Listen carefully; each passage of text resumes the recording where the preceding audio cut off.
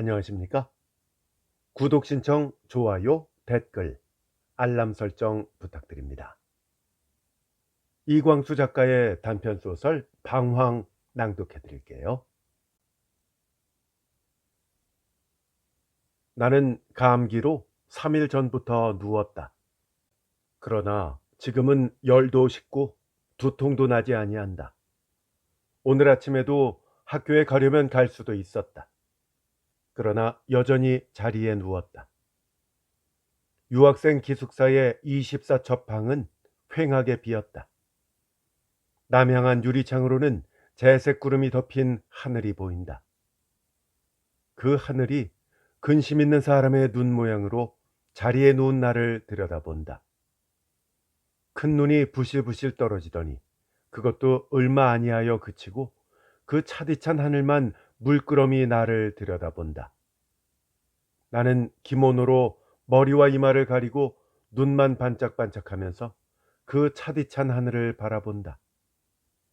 이렇게 한참 바라보노라면 그 차디찬 하늘이 마치 커다란 새의 날개 모양으로 점점 가까이 내려와서 유리창을 뚫고 이 휑한 방에 들어와서 나를 통으로 집어삼킬 듯하다. 나는 불현듯 무서운 생각이 나서 눈을 한번 깜빡한다. 그러나 하늘은 도로 아까 있던 자리에 올라가서 그 차디찬 눈으로 물끄러미 나를 본다. 내 몸에 따뜻한 것이 내게 감각된다. 그리고 나는 지금 저 하늘을 쳐다보고 또 지금 하늘이 나를 삼키려 할 때에 무섭다는 감정을 가졌다. 나는 살았다. 확실히 내게는 생명이 있다. 지금 이 이불 속에 가만히 누워있는 이 몸뚱이에는 확실히 생명이 있다. 이렇게 생각하고 나는 이불 속에 가만히 다리도 흔들어 보고 손가락도 움직여 보았다. 움직이리라 하는 의지를 따라다니며 손가락이 움직이는 것과 또 그것들이 움직일 때에 움직이네 하는 근육 감각이 생길 때에 아, 이것이 생명이로구나 하고 나는 빙그레 웃었다.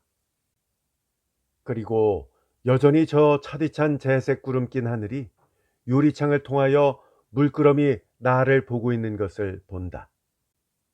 사생, 즉 기숙사 학생들은 다 학교에 가고 사내는 극히 정적하다. 이 커다란 기숙사 내에 생명 있는 자라고는 나 하나밖에 없다. 그리고 하층 자습실 네모난 시멘트 화로에 꺼지다 남은 숯불이 아직 내 몸 모양으로 따뜻한 기운을 가지고 다 살라진 재 속에서 반짝반짝할 것을 생각하였다. 나는 그 불덩어리가 보고 싶어서 곧 뛰어 내려가려다가 중지하였다. 그리고 내 친구 C군이 일전에 나는 밤에 화로에 숯불을 피워놓고 전등을 끄고 캄캄한 속에 혼자 앉아서 그 숯불을 들여다보고 앉아있는 것이 제일 즐거워 하던 것을 생각하고 그 숯불을 우두커니 보고 앉아있는 C군의 마음이 어째 내 마음과 같은 듯하였다. 평생에 불김을 보지 못하는 침실은 춥다. 게다가 누가 저편 유리창을 반쯤 열어놓아서 콧마루로 찬바람이 휙휙 지나간다. 그 유리창을 닫고 싶으면서도 일어나기가 싫어서 콧마루로 찬바람이 지나갈 때마다 물끄러미 그 유리창을 보기만 한다. 어떤 친구가 아침에 이불이 얇지요? 추우실 듯하구려 하고 벽장에 넣으려던 자기의 이불을 덮어주려 하는 것을 나는 아니요 하고 거절하였다. 내 이불이 얇기는 얇아도 결코 춥지는 아니하였다. 내 몸은 지극히 따뜻하였다.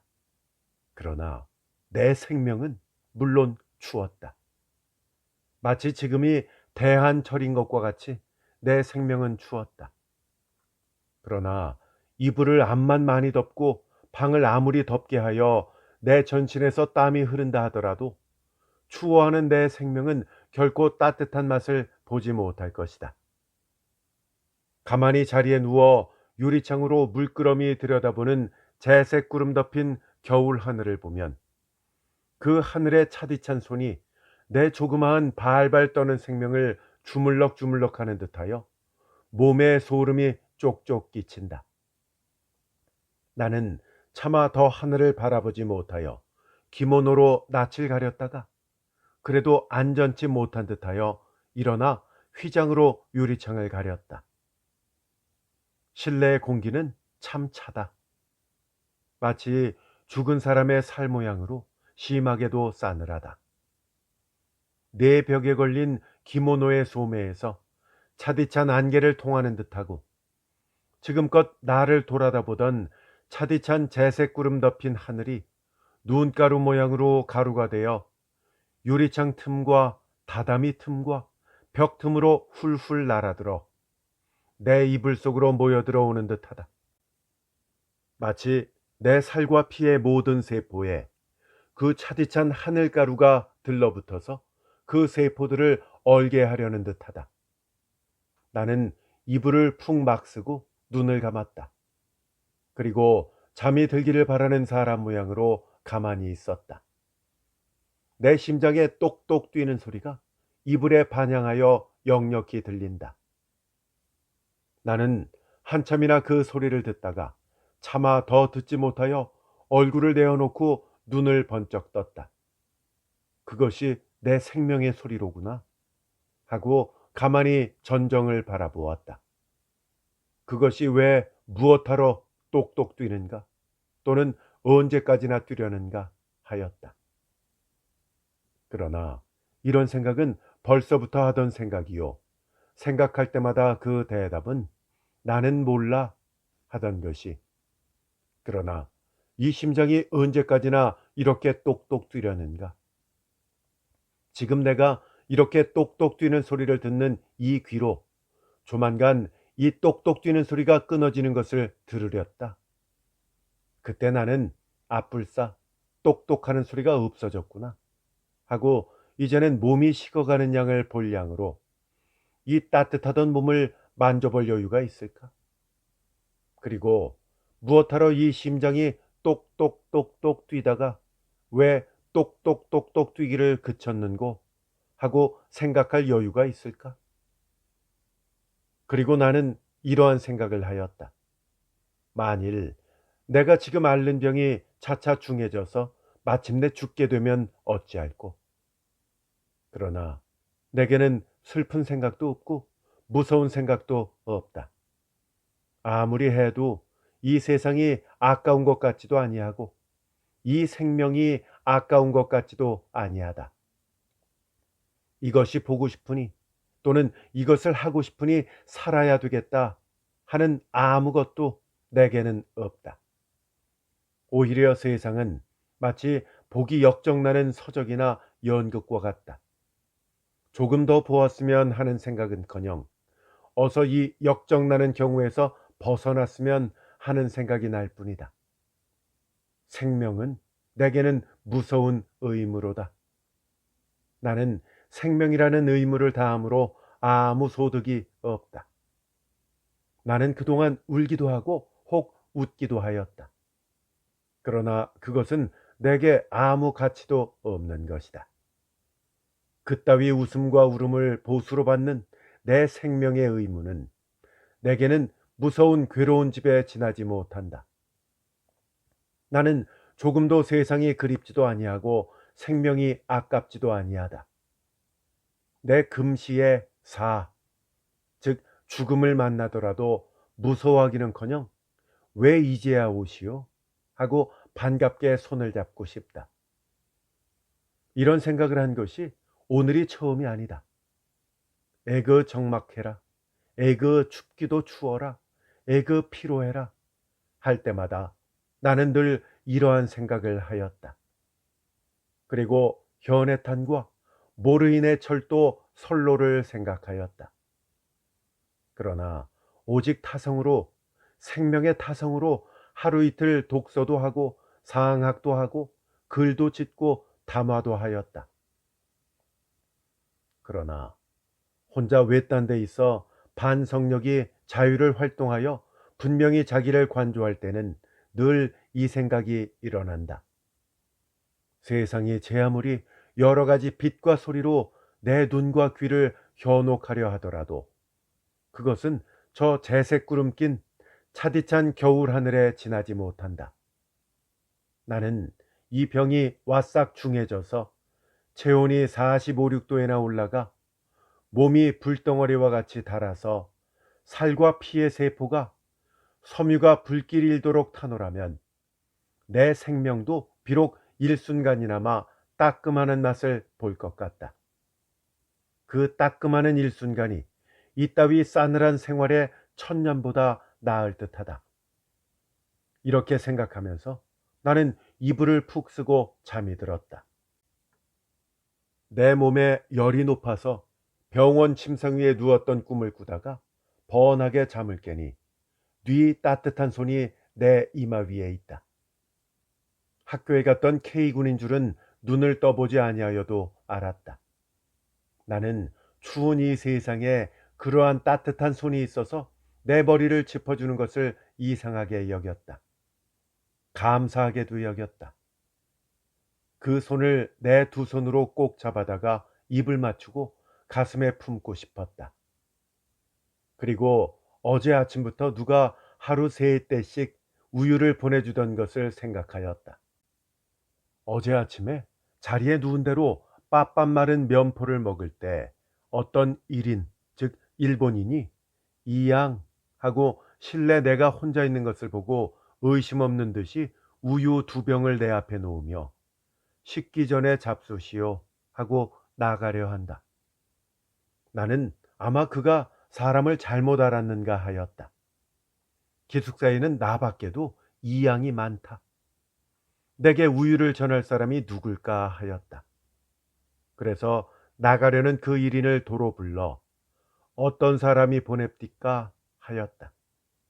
그 일인은 수상한 듯이 우두커니 나를 보고 섰더니 모르겠어요. 그저 다른 말은 없이 하루 3대씩 이양께 우유를 가져다 드리라고 해서요. 하고 문을 닫고 나선다. 나는 한참이나 그게 누굴까 하고 생각하다가 마침내 내가 그 누구인지를 알 필요가 없다. 다만 나와 같은 인류 중에 한 사람이 내가 병으로 음식을 피한 것을 불쌍히 여겨 보낸 것으로 알자. 하고 반갑게 기쁘게 그 우유 2병을 마셨다. 그리고 이것이 어머니의 품에 안겨 그 젖을 빠는 것과 같이 생각되어 팔정에 따뜻함이 있는 것을 감격하였다. 이러한 생각을 하면서 나는 눈을 뜨고 한 팔로 K군의 허리를 안았다. K군은 내 이마를 짚었던 손을 떼면서 걱정스러운 눈으로 좀 나으셔요? 하고 물었다. 나는 관계치 않습니다. 하고 빙긋이 웃었다. 병이 도져서 죽기를 바라는 놈더러 좀 나으셔요? 하고 묻는 것이 우스워서 내가 웃는 것이건만은 K군은 그런 줄을 모르면서 역시 빙긋이 웃는다. K군은 나를 미워하지 아니하는 줄을 내가 안다. 그가 진정으로 나의 좀 낫기를 바라는 줄도 내가 안다. 또 K군 밖에도 내가 오래 세상에 살아있기와 세상을 위하여 일하기와 또 내가 세상에서 성공하기를 바라는 자가 있는 줄을 안다. 내가 만일 죽었다는 말을 들으면 아깝다 하며 불쌍하다 하여 혹 추도회를 하며 혹 탄식도 하고 혹 극소수의 눈물을 흘릴 자가 있을 줄도 내가 안다. 적어도 내 안에는 슬피 눈물을 흘릴 줄을 내가 안다. 나 같은 것을 유망한 청년이라고 학비를 주는 은인도 있고 세상에 좋도록 소개해주는 은인도 있고 면대하여 나를 칭찬하며 격려하는 은인도 있다. 그렇다. 그 친구들은 다 나의 은인이다. 혹 글 같지도 아니한 내 글을 보내라고도 2-3번 연하여 전보를 놓는 신문사도 있다. 이만하면 나는 세상에서 매우 융숭한 대우와 사랑을 받는 것이다. 세상에는 나만큼도 사랑을 받지 못하는 사람이 얼마나 많은가? 나는 과연 복이 많은 사람이로다. 그러나 나는 늘 적막하다. 늘 춥고 늘 괴롭다. 사방에서 고마운 친구들이 내 몸을 덮게 하려고 입김을 불어주건만은 대안에 발가벗고선 나의 몸은 점점 더 추워갈 뿐이다. 여러 고마운 친구들의 훗훗한 입김이 오히려 내 몸에 와서 이슬이 되고 서리가 되고 얼음이 되어 더욱 내 몸을 얼게 할 뿐이다. 차라리 이렇게 고마운 친구들까지 없어서 나로 하여금 세상이 춥구나 하고 원망의 장탄식을 하면서 곧 얼어 죽게 했으면 좋겠다. 이러한 애정이 있으므로 나로 하여금 세상에 대하여 의무의 감을 생하게 하고 열차게 염을 가지게 하는 것이 오히려 원망스럽다. 세상이 나에게 이러한 애정을 주는 것은 마치 임종의 병인에게 카물 주사를 시하는 것과 같다. 간호인들은 그 병인의 생명을 일순간이라도 더 늘리려 하는 호의로 함이건만은 병인 당자에게는 다만 고통의 시간을 길게 할 뿐이다. 나는 실로 카물 주사의 힘으로 지금까지 살아왔다.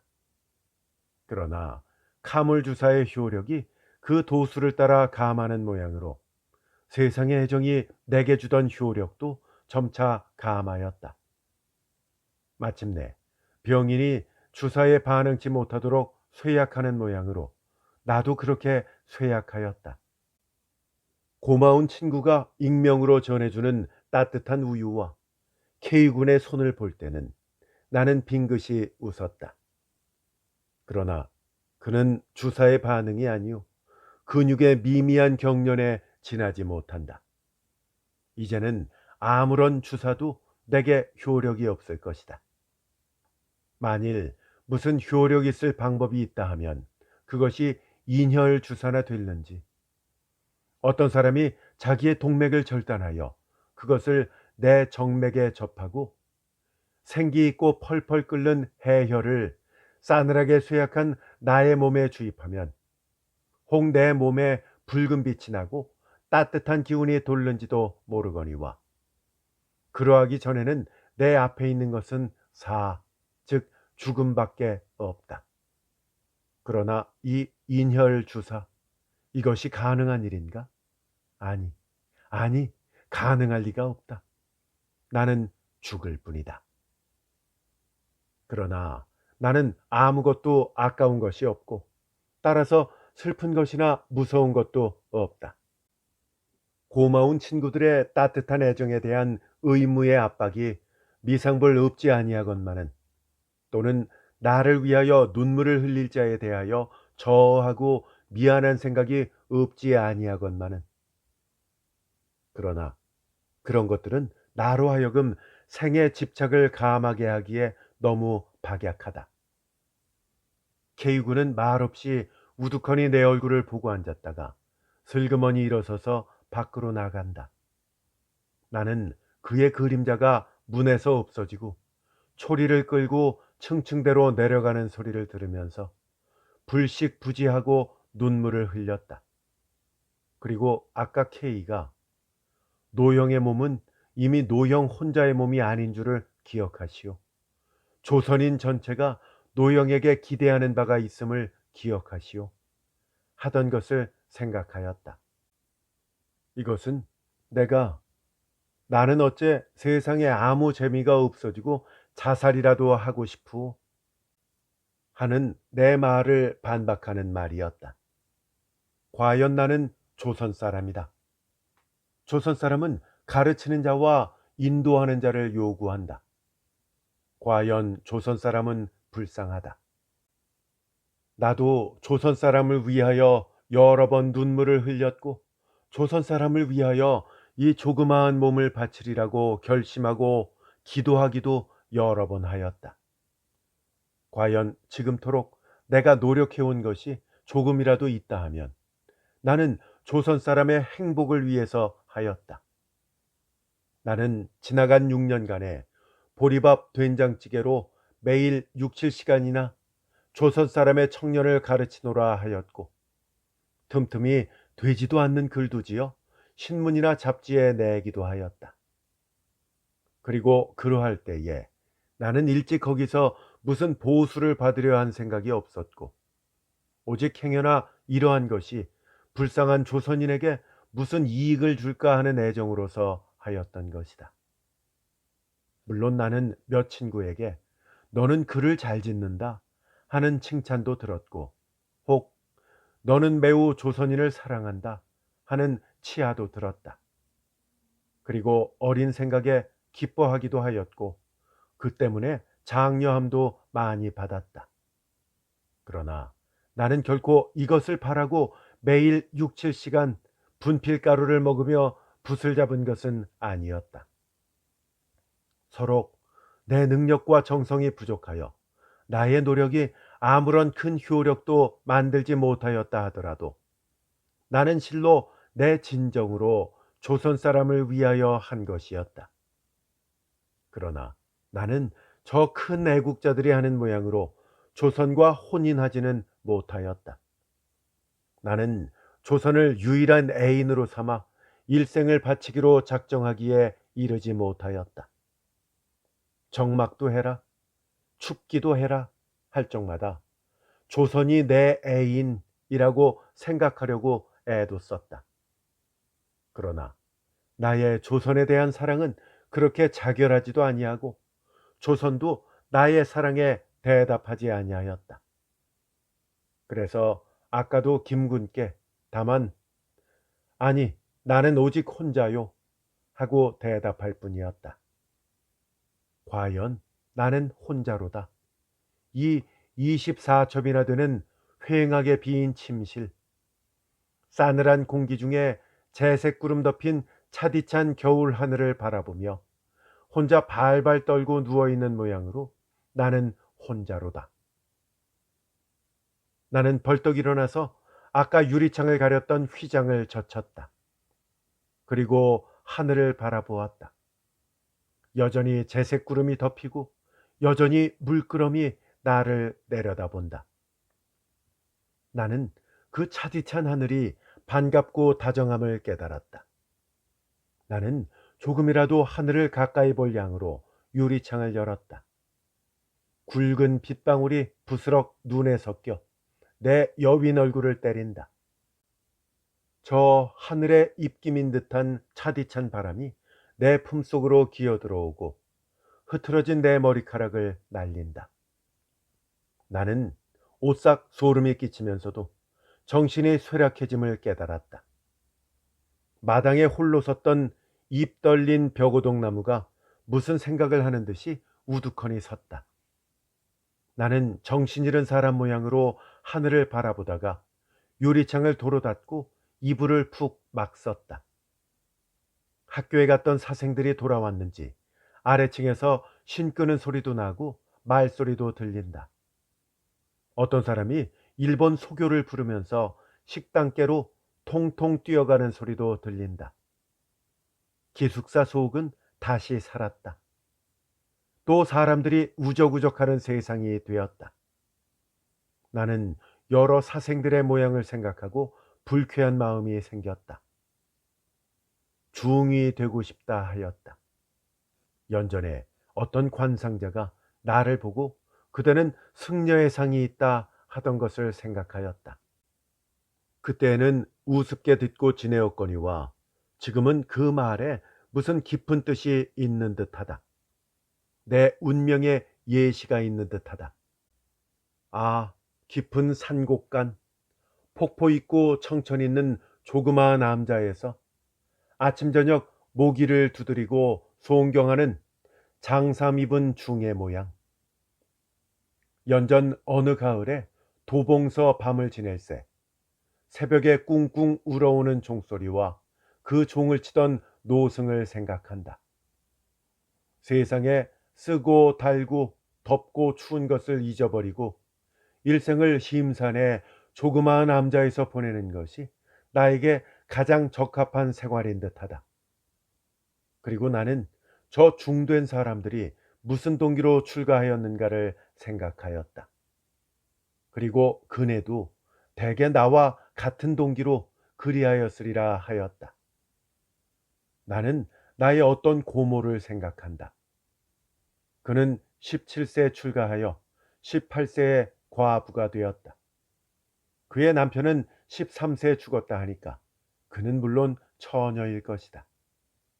그 후에 고모는 10년 동안 수절하였다. 그러다가 금강산에 어떤 여성을 만나 승리 생활에 관한 이야기를 듣고 그 여성을 따라 금강산 구경을 갔다. 2달 만에 고모는 돌아왔다.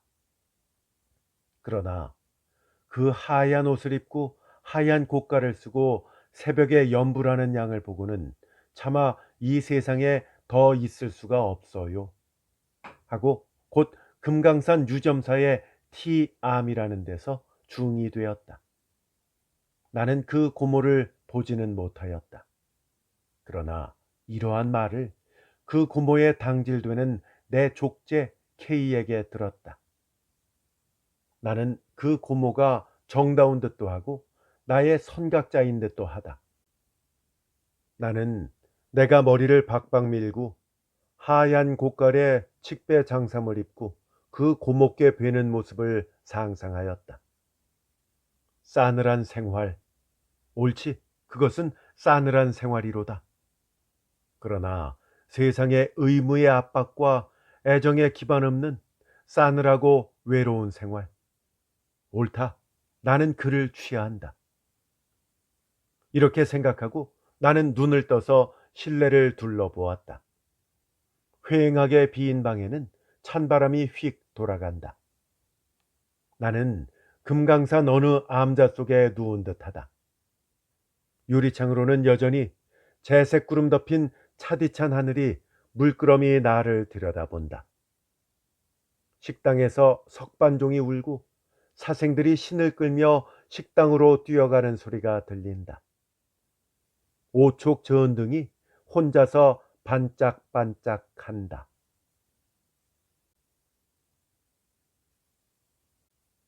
이광수 작가의 단편 방황이었습니다. 끝까지 함께 해 주셔서 감사합니다. 안녕히 계십시오.